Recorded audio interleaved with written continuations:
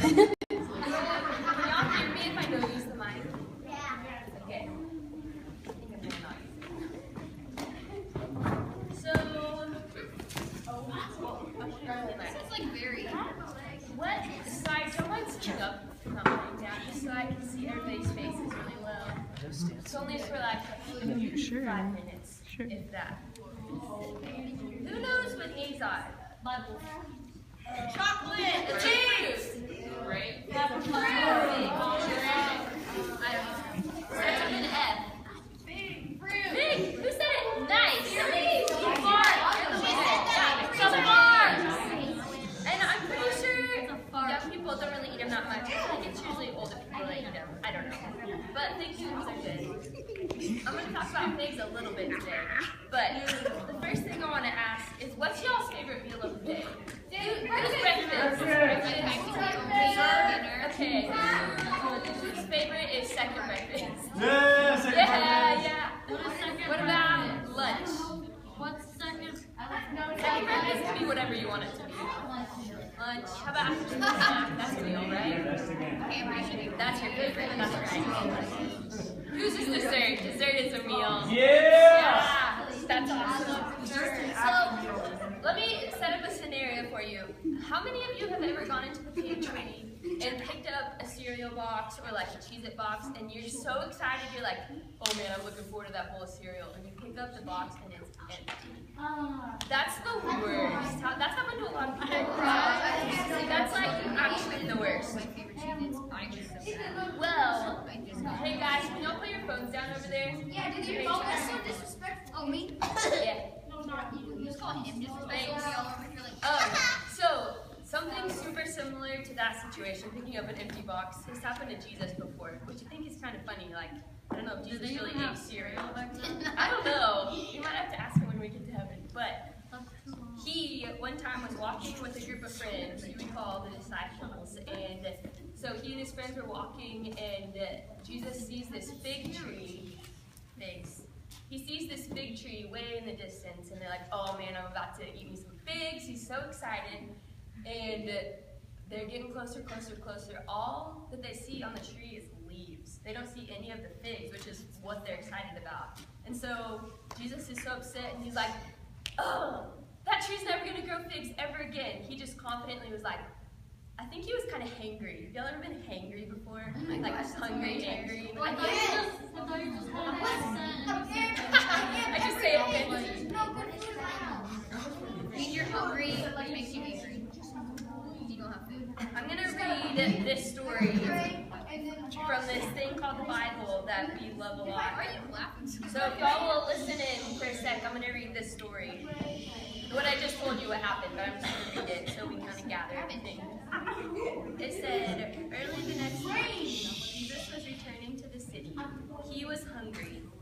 Seeing a lone fig tree along the side of the road, he approached it anticipating a breakfast of figs. When he got to the tree, there was nothing but fig leaves. He said, no more figs from this tree ever. The fig tree withered. This is crazy, guys. After he said, no more figs from this tree ever, the fig tree withered. That means it like dried up and died, pretty much. The fig tree withered on the spot, dry as a stick. And a stick is pretty dry because it's dead. A stick is like off of a branch of the tree, which is alive. But if it's a stick, that means it's not attached to the tree, so it's dead. The disciples, his friends, saw this happen. Their jaws dropped. That's not written, but I just think that their jaws dropped. They rubbed their eyes saying, did we really see this? A leafy tree 1 minute and a dry stick the next. But Jesus was matter of fact and said, yes. And if you embrace this kingdom life and don't doubt God, you'll not only do minor feats, like you'll not only conquer and defeat small things, like I did to this fig tree, but you'll also triumph over huge obstacles. For instance, this mountain, if you tell it to jump in the lake, this is kind of funny, but just imagine it. Imagine a mountain in Colorado or New Mexico or like something grand like the Grand Canyon. If you tell this mountain, for instance, go jump in the lake, it will jump. Absolutely everything, ranging from small to large. As you make it part of your believing prayer, it's included as you lay hold of God. So that just basically means like having faith, which, what do y'all think that faith means? I think that faith means trusting. And I know a lot of times we might have trouble trusting people, like trusting friends. If you tell them like, hey, don't say this to this person, and they do, like you might not trust them very much. But like people that we probably do trust are our parents. Like they take care of us so well. And I have faith in God because He takes care of me so well, and I like trust in my faith in Him. So just like these cereal boxes that we talked about earlier, when we come up, we're like, oh, I'm about to get some Cheez-Its, and it's empty. You're so upset. Just like these empty cereal boxes, Jesus walked up to the fig tree, thinking that it would be full of yummy figs for Him to enjoy, and there were no figs. In that story, it says that Jesus boldly told the tree that it would never make figs again, and it withered, it died right in front of His eyes and His disciples, His friends' eyes. It didn't grow figs again. That's when His friends, their jaws just dropped. They're like, oh my goodness, what did we just see? And in that moment, I think that their trust in Jesus was like grown, because they just watched Him say something and then it happened.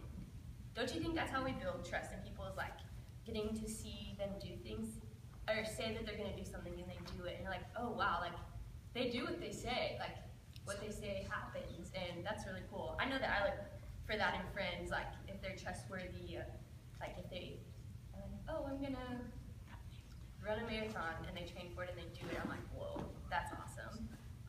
So I think, and what all the leaders think and believe also, is that having faith is trusting.